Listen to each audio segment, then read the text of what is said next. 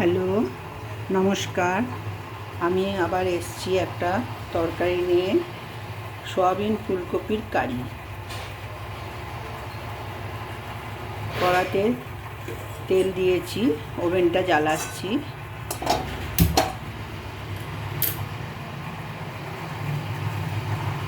তেলটা একটু গরম হোক, তারপরে আমি ফোড়ন দেবো। এখন তো ফুলকপি এমনি ভালো লাগে না, একটুখানি কষিয়ে না করলে ভালো লাগে না, ওই জন্য আজকে এই পদটা নিয়ে এসেছি।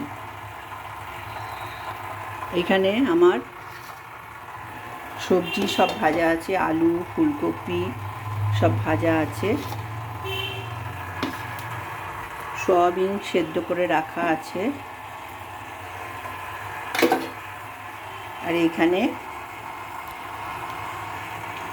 পেঁয়াজ কুচি, টমেটো সব কুচানো আছে, আর এই মশলা আমার আছে। এখানে জিরে ধনে আর হলুদ ভেজানো আছে। এবারে আমি তেলেতে ফোড়ন দিচ্ছি। তেলেতে জিরে ফোড়ন দিলাম আর তেজপাতা ফোড়ন দিলাম।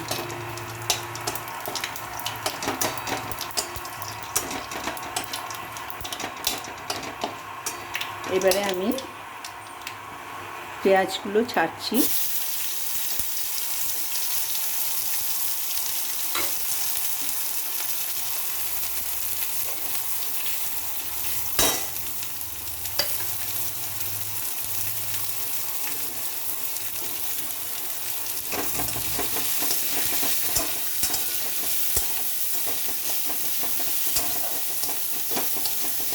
পেঁয়াজটা একটু লাল হোক, তারপরে আমি টমেটোটা দেবো।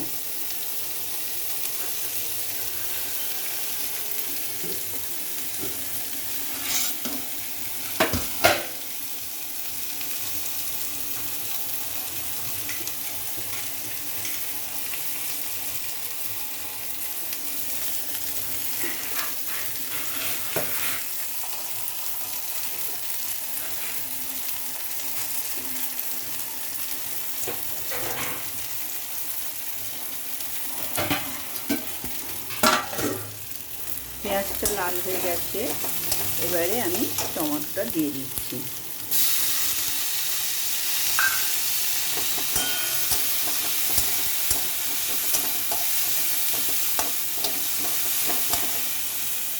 টমেটোটাতে একটু নুন দিয়ে দিচ্ছি, সামান্য একটু নুন দিয়ে দিলাম। এটা টমেটোটা তাড়াতাড়ি সেদ্ধ হয়ে যাবে।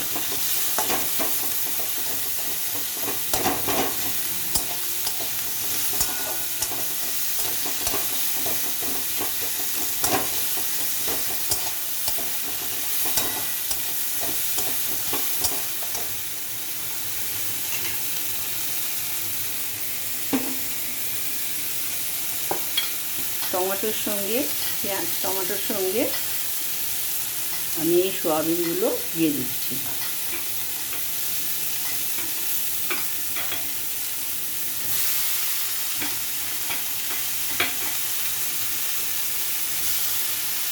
সয়াবিনগুলো এর সাথে কষানো হোক, তাহলে খেতে একটু ভালো হবে আর সয়াবিনটা মজবে ভালো।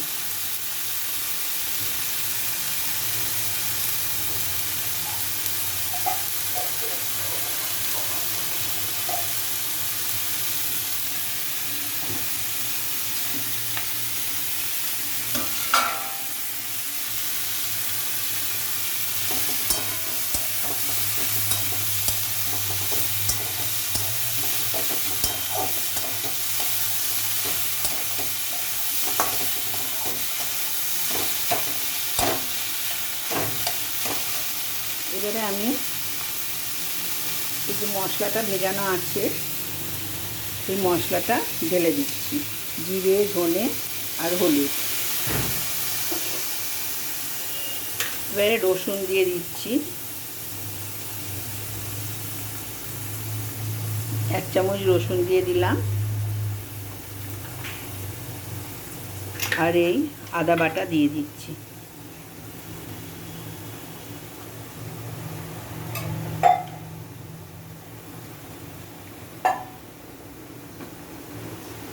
এটা একটুখানি নাড়িয়ে নিই, মশলাটা মিশিয়ে নিয়ে তারপরে আবার একটু মিষ্টি দেবো।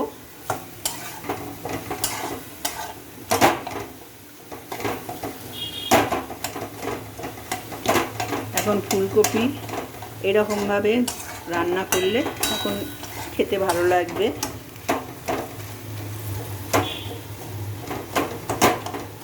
ফুলকপিটা এখন নিরামিষ রান্না ভালো লাগে না।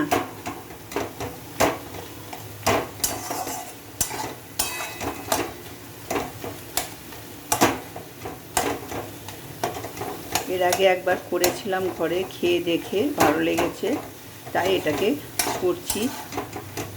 আপনারাও করবেন।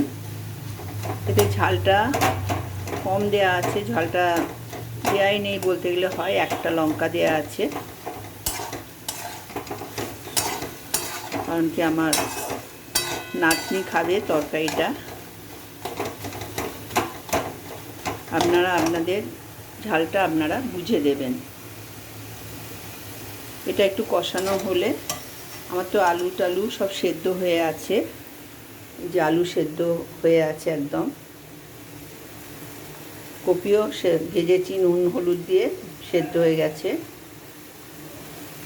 আলু একদম সেদ্ধ হয়ে গেছে। ভাজার সময় একটু নুন হলুদ দিয়ে ভেজেছি, এগুলো সেদ্ধ হয়ে আছে।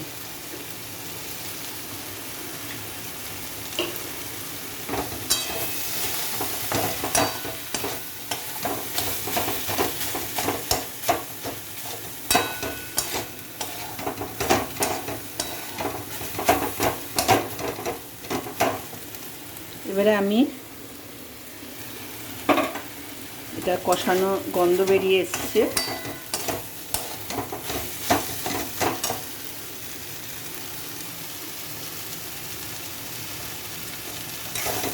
কষানোর গন্ধ বেরিয়েছে।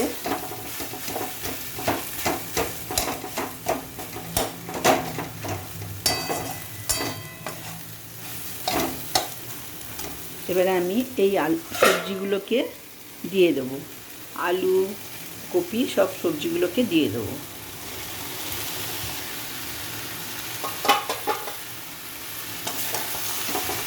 দিয়ে এটা ভালো করে মাখিয়ে নিয়ে সামান্য একটু জল দেবো।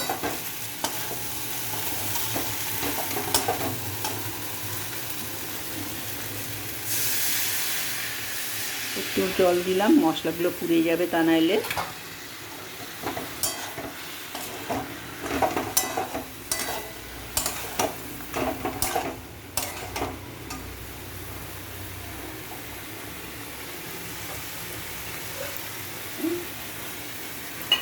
এবারে একটু মিষ্টি দিয়ে দেবো, চিনি।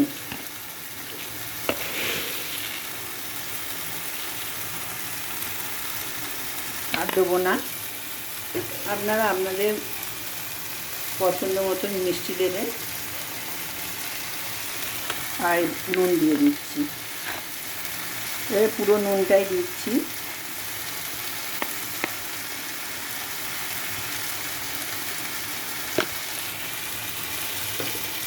দিয়ে এবার একটু নাড়িয়ে, সবই সেদ্ধ করাই আছে, একটুখানি জল দেবো।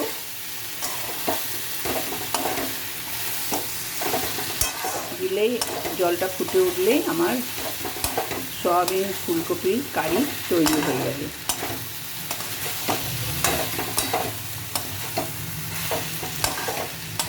শেষে একটু গরম মশলা আর ঘি ছড়িয়ে দেবো।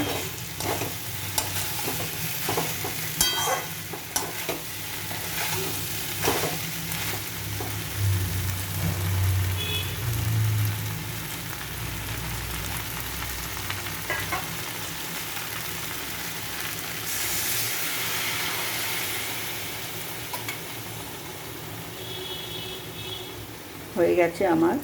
এই জলটা ফুটে উঠলেই সয়াবিন ফুলকপির কারি আমার হয়ে যাবে। নমস্কার, আপনারা এটা করবেন, করে খাবেন। আমাদের ভালো লেগেছে বলেই করেছি। শেয়ার করবেন, লাইক করবেন। নমস্কার।